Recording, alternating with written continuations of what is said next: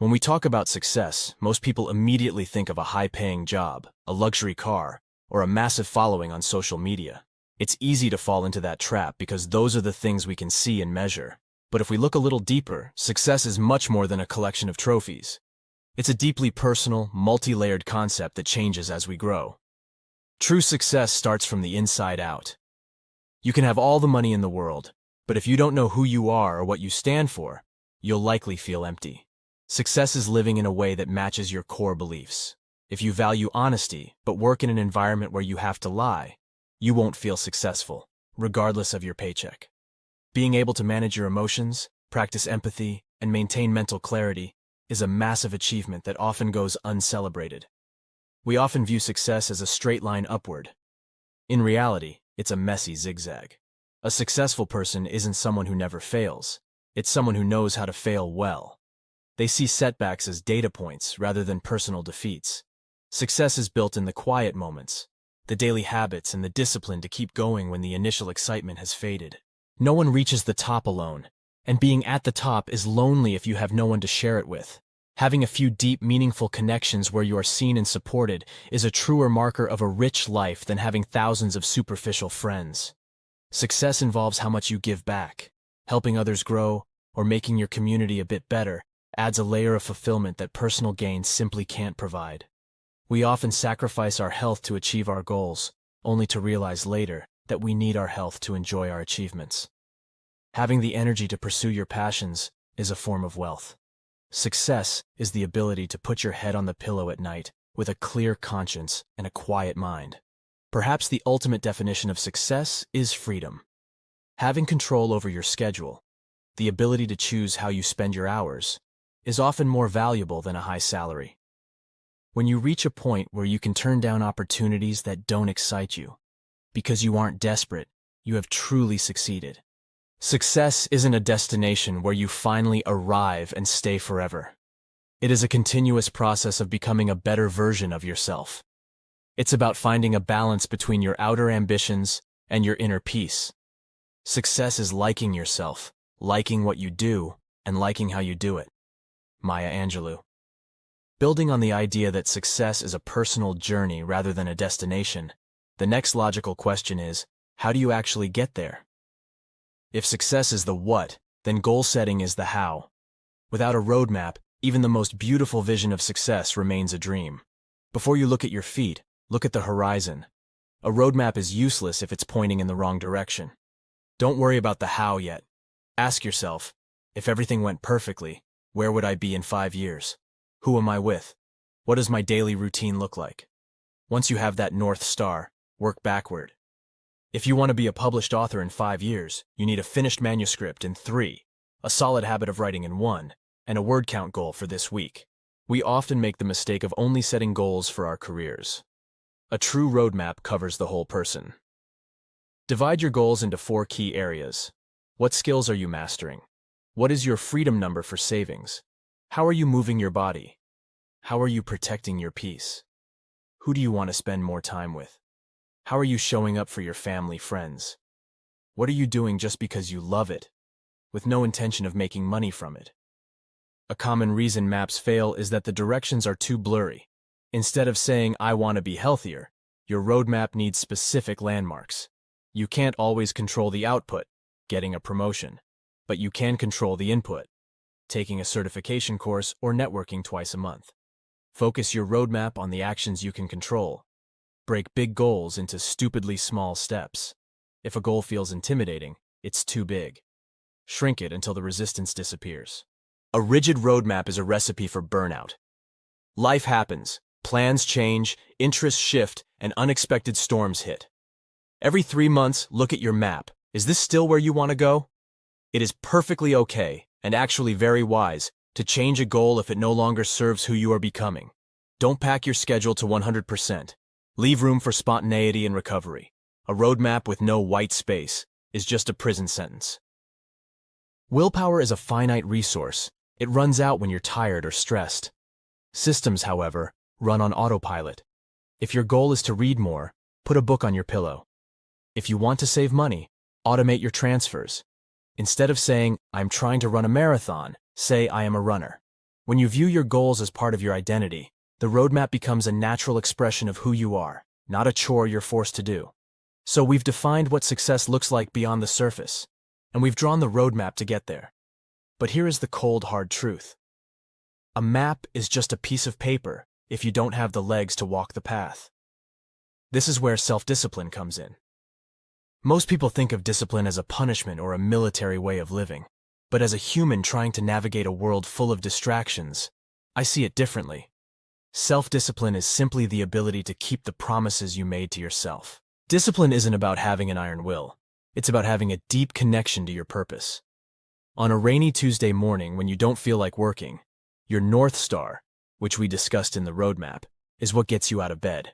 If your goal is just a number on a screen, you'll quit.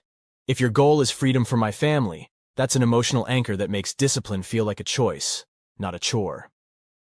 Amateurs wait for motivation to strike. Professionals, and truly successful people, understand that action creates motivation, not the other way around. If you're resisting a task, tell yourself you'll only do it for 5 minutes. Usually, the hardest part of discipline is the starting. Once the engine is running, staying in motion is easy. Discipline is knowing when you are at your best. Doing your hardest work when your brain is sharpest is a form of disciplined self-awareness. We live in a world of instant everything. Self-discipline is the superpower of the 21st century, because it's the ability to say no to a small pleasure now, so you can say yes to a massive achievement later.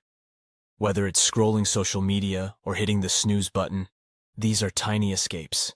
Discipline is training your brain to value the long-term reward over the short-term hit. Truly disciplined people don't actually use their willpower that much. They design their lives so they don't have to.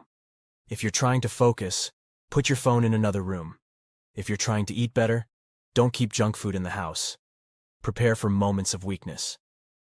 If I feel the urge to check my emails during deep work, then I will take 3 deep breaths and return to the page. Having a pre-planned response saves you from making a bad decision in the heat of the moment. This is the part most people get wrong. They think being disciplined means being a robot and beating yourself up when you fail. Life happens. You might miss a workout or a study session. Discipline isn't about being perfect. It's about never letting one mistake turn into a streak. If you fail today, acknowledge it, learn from it, and reset. Shame is a heavy weight that makes it harder to move forward. Discipline is light. It's about moving forward with clarity. The highest form of self-discipline is when an action becomes part of who you are. You don't have to discipline yourself to brush your teeth, right? You just do it because you are a person who values hygiene. When you shift from, I am trying to be disciplined, to, I am the kind of person who follows through, the roadmap we built earlier starts to navigate itself.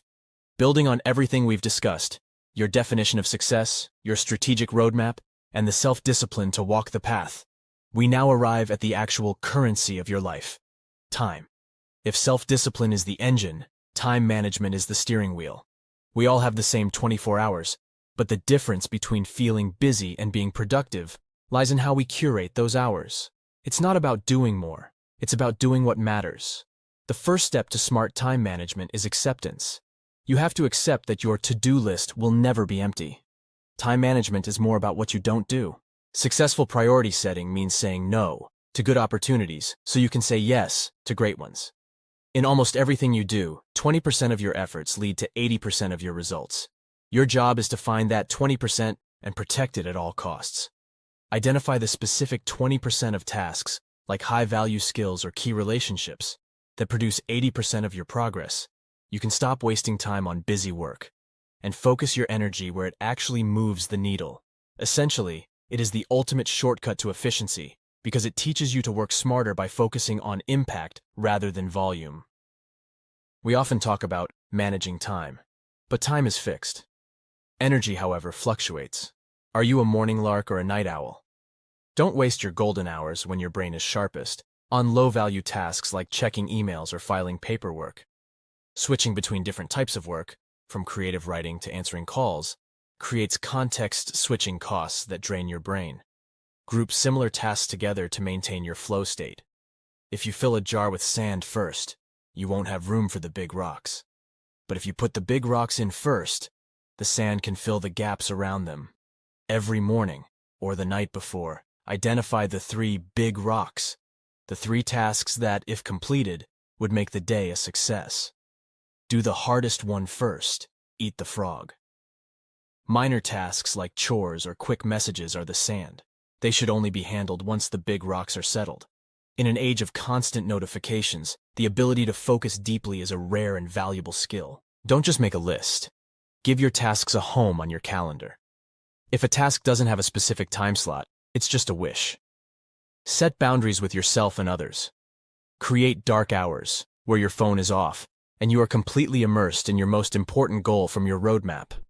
A human life isn't a machine. If you schedule your day from 8 o'clock to 17 o'clock with no gaps, one traffic jam or one long phone call will ruin your entire week's momentum. Intentionally schedule 15 30-minute gaps between major tasks. This allows you to breathe, reflect, and reset your focus. Spend 20 minutes every Sunday looking back.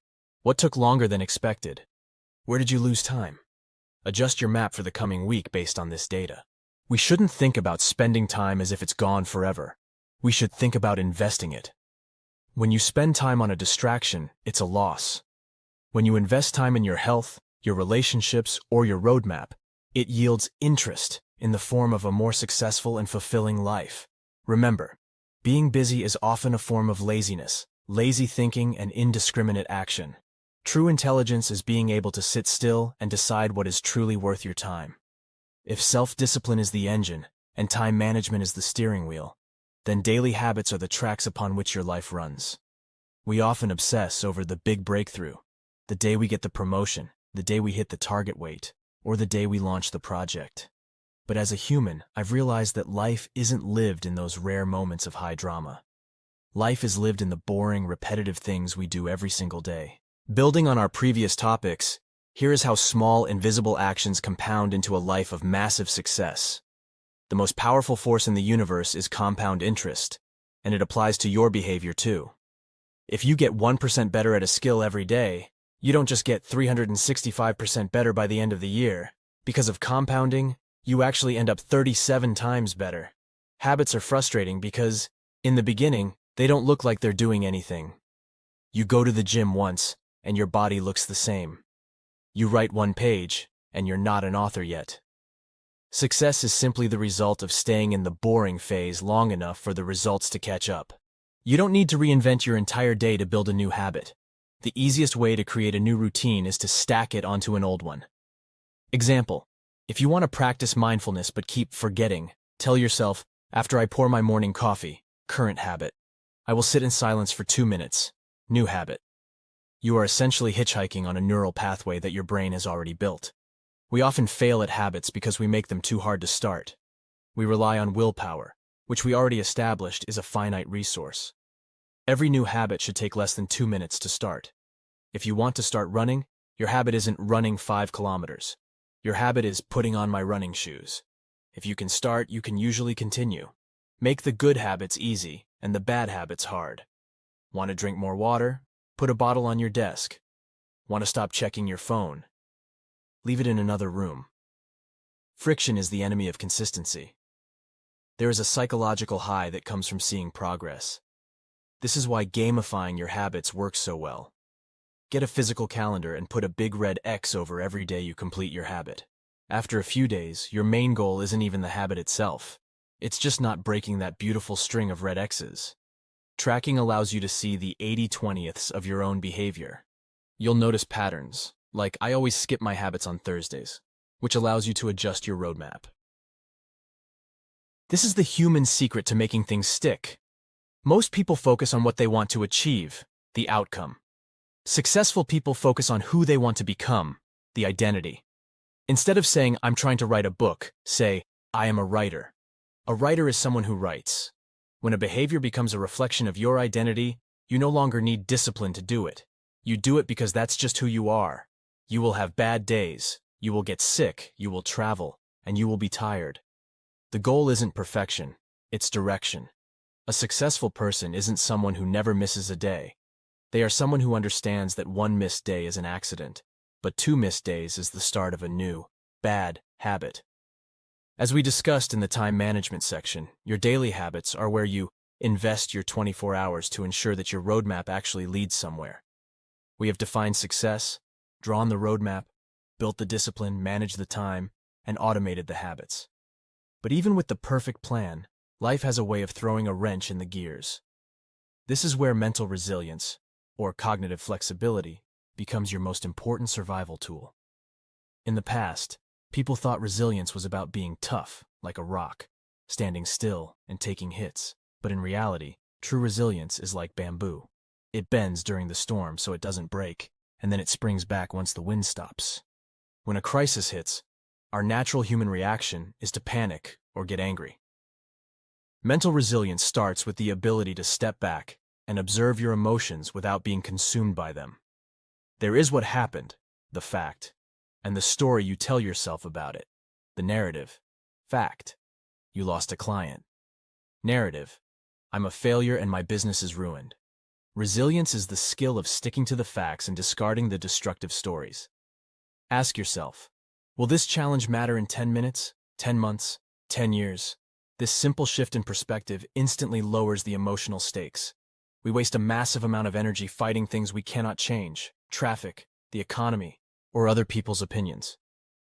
As we discussed in the time management section, focus your energy only on your inputs. Resilience is accepting that the output went wrong, and immediately asking, okay, what is the best next move with the resources I have right now? A roadmap isn't a holy text, it's a guide. When a path is blocked, a resilient person doesn't sit down and cry at the wall. They look for a detour. Just like we build muscles by lifting weights, we build resilience by facing managed stress. Instead of asking, why is this happening to me?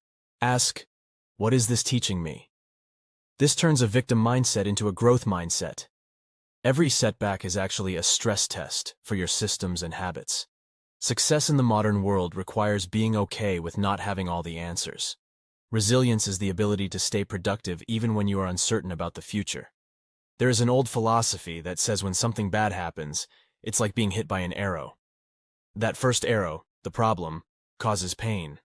But then we hit ourselves with a second arrow by worrying, complaining, and obsessing over the first one. Resilience is about avoiding that second arrow. It's okay to feel the pain of the first hit, but don't make it worse by beating yourself up, as we touched on in compassionate discipline. You cannot be resilient if you are running on empty. This connects back to our comprehensive success definition, where health and relationships are vital. Having a tribe of people to talk to when things get heavy is not a sign of weakness. It's a strategic resource. It is much harder to be mentally flexible when you are sleep-deprived or burnt out. Your daily habits, like sleep and exercise, are actually the foundation of your mental strength. Resilience doesn't mean you won't feel hurt, stressed, or sad. It means you have the tools to process those feelings and return to your center. It's the realization that your value isn't tied to your wins or losses, but to your ability to keep moving forward despite them. If the roadmap is your plan for the sunny days, resilience is your umbrella for the rainy ones. We have defined success, mapped it out, built the discipline to follow through, and developed the resilience to handle the storms. But there is one final piece that keeps this entire machine from becoming obsolete: continuous learning. In a world that changes at lightning speed, your greatest asset isn't what you already know.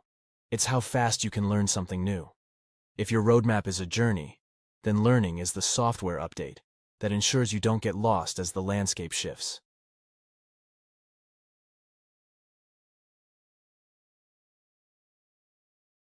Just as we discussed how daily habits compound, knowledge does the same. Every new thing you learn connects to something you already know, creating a dense web of mental models. True success often happens at the intersection of different fields. If you are a marketer who learns a bit of psychology and a bit of data science, you become 10 times more valuable than someone who only knows marketing. Many technical skills have a half-life of only a few years. Continuous learning is the insurance policy that protects you from becoming irrelevant.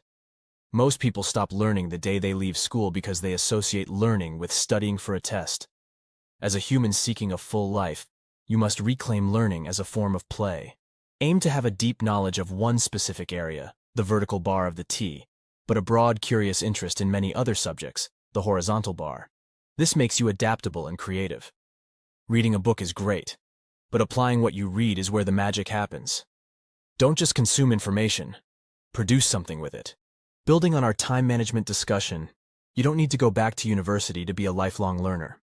You can integrate learning into the cracks of your daily schedule. Use your commute, your gym time, or your chores to listen to podcasts or audiobooks. This turns dead time into growth time. At the age of 80/20ths, you don't need to read 500 pages to grasp a concept. A 10-minute deep dive into a specific problem you are currently facing is often more effective than a semester of general theory. The biggest barrier to learning as we get older is ego. We want to be seen as experts, so we avoid things we aren't good at. Sometimes, the most important part of learning is unlearning old habits or outdated beliefs that no longer fit your roadmap. Continuous learning requires humility to be wrong. Seek out people who challenge your thinking and environments where you are the least smart person in the room. Markets crash, currencies lose value, and jobs disappear. But the skills you have inside your head and the character you build through self-development are yours forever. Just as you save for retirement, set aside a small growth budget, time and money, for books, courses, or mentors. Don't forget that learning how to breathe, sleep, and eat better is also self-development. A sharper mind requires a healthy biological hardware. Continuous learning is the thread that ties all our previous topics together. It's what allows you to adjust your roadmap when the world changes, find new ways to be disciplined, and stay resilient because you know you have the tools to figure things out. You are not a finished product, you are a work in progress that gets better with every chapter. We have discussed the internal work, the discipline, the habits, and the mindset. But even the strongest seed cannot grow if it is planted in toxic soil. Your environment, specifically the people you choose to keep close, is the invisible hand that shapes your destiny. As humans, we are social mimics. We unconsciously adopt the language, energy, and ambition levels of the people we spend the most time with. If your roadmap is the destination, your social circle is either the wind at your back or the anchor holding you in place. There's a famous saying that you are the average of the 5 people you spend the most time with. While it's not a perfect math equation, the sentiment is true. Some people act like thermometers. They just reflect the temperature around them. Others are thermostats. They set the temperature. You want to be around people whose baseline of excellence is higher than your own. If your closest friends prioritize health and learning, you will find it normal to do the same. If they prioritize complaining and stagnation, your self-discipline will eventually wear thin as you fight the urge to conform.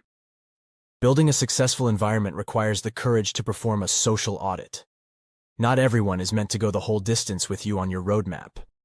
These are the people who challenge you, inspire you, and celebrate your wins without jealousy. They hold you accountable to the standards you set for yourself.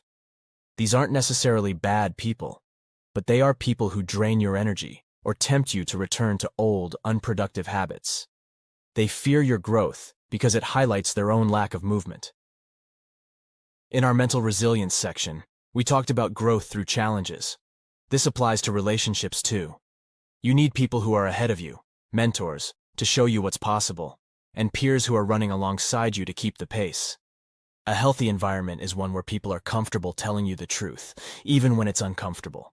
You don't need a fan club, you need a support system that cares enough to correct you. In the 21st century, your surroundings aren't just physical. Your social media feed and the content you consume are part of your environment.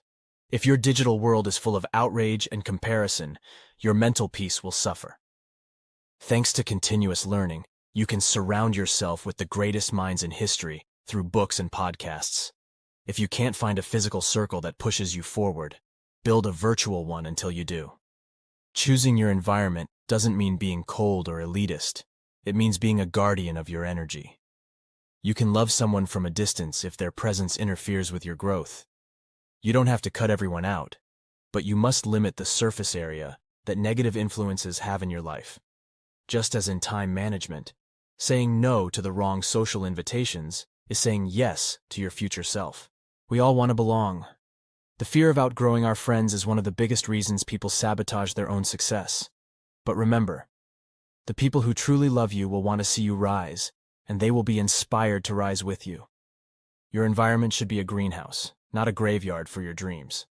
We have built a sophisticated structure for success, a roadmap, disciplined habits, time management, and a powerful social circle. But there is a final, fundamental truth that we often ignore until it's too late.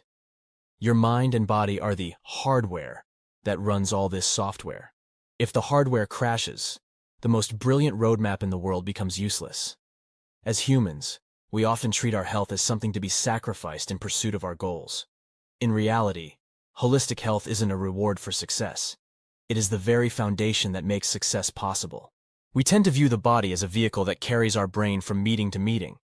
But your physical state dictates your mental output. In our time management section, we talked about golden hours. Those hours only exist if you have managed your glucose levels, hydrated, and moved your body. Physical movement isn't just about aesthetics. It's about oxygenating the brain to keep your continuous learning sharp. Elite athletes don't see sleep as laziness. They see it as the time when the body repairs and the brain encodes new skills. If you are chronically sleep deprived, your self-discipline will inevitably fail because the prefrontal cortex, the willpower center, is the first thing to shut down. You can have a perfect environment and a great plan, but if your internal dialogue is toxic, you will eventually self-sabotage. True success requires the mental health to handle the pivots we discussed in resilience. This means practicing self-compassion. If you are your own harshest critic, you are carrying an invisible weight that makes every step of the roadmap feel twice as heavy. We've been conditioned to believe that grinding until we break is a badge of honor. But burnout isn't a sign of hard work. It's a sign of poor system maintenance. Real success is finding a sustainable pace where you can work with intensity without losing your joy.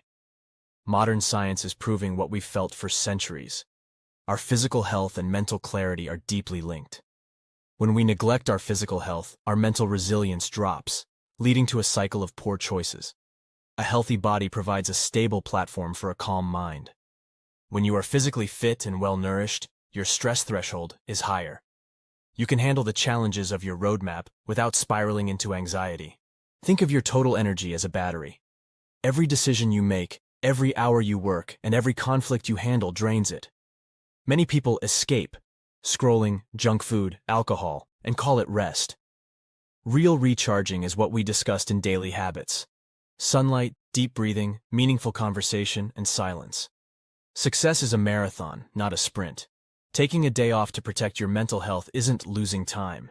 It's ensuring that you don't lose the next 6 months to a medical or mental breakdown. True health is the state where your physical energy, your mental clarity, and your daily actions are all moving in the same direction. Your body often knows you're stressed before your brain does. Tight shoulders, headaches, or a lack of appetite are data points. A successful person listens to these signals and adjusts their roadmap accordingly, rather than pushing through until something snaps. We are biological beings, not machines. You cannot optimize your way out of the need for rest, nutrition, and emotional peace. If you reach the top of your roadmap, but your body is broken and your mind is full of anxiety, you haven't succeeded. You've just traded your most valuable asset for a trophy you're too tired to enjoy. After discussing the foundations of health, discipline, and environment, we arrive at the ultimate challenge of the modern human, work-life balance. For a long time, we've been told that balance is a 50-50th split, like a scale that never moves. But as someone navigating the complexities of a career and a personal life, I've realized that balance isn't a static state. It's a dynamic dance. It's not about giving equal time to everything. It's about giving the right attention to the right thing at the right time. Instead of seeing work and life as two enemies at war, try to see them as parts of a single ecosystem. Balance isn't measured by the number of hours you spend away from your desk. It's measured by the presence you bring to your family, hobbies, and rest. 1 hour of focused, phone-free time with a loved one is worth more than 5 hours of being there while checking emails. Understand that some weeks will require a work sprint where your roadmap takes priority. Other weeks must be life-heavy for recovery. Balance is achieved over months, not necessarily in a single day. In our time management section, we talked about protecting deep work. Now, we must protect deep life. Just as you have a start time for work, you need a shutdown ritual. This is a physical or symbolic action, like closing your laptop or putting your phone in a drawer, that tells your brain the professional day is over. Identify the things that make your life worth living. For example, Sunday dinner, a morning walk, or a hobby. Treat these as big rocks in your jar that cannot be moved for a routine meeting. We often use continuous learning and daily habits to become so efficient that we just end up filling the saved time with more work. Being busy is not a status symbol. True quality of life comes from doing fewer things, but doing them with more care and meaning. We have forgotten how to be bored. True balance requires moments of nothingness where the mind can wander. This is often where the most creative breakthroughs for your roadmap actually happen. The hardest part of balance isn't leaving the office. It's leaving the thought of the office. Use your commute or a post-work workout as a buffer zone. This prevents emotional leakage, where the stress of a professional setback, the first arrow from our resilience talk, ruins your dinner or your sleep. When you are at work, be 100% at work. When you are playing with your kids or reading a book, be 100% there. Multitasking between work and life is the fastest way to feel exhausted in both. This brings us back to our very first topic, success beyond appearances. At the end of your life, you will rarely wish you had spent more time on a spreadsheet. You will wish you had more moments of connection and joy. To keep a high quality of life, you must turn down some success opportunities if the cost is your peace or your relationships. A promotion that destroys your health is actually a demotion in life quality. We are not meant to be always on. We are biological rhythms. We need periods of high output, followed by deep recovery. If you don't pick a time to rest, your body and mind will eventually pick it for you, usually at the most inconvenient moment. True balance is the courage to believe that you are enough, even when you aren't producing something.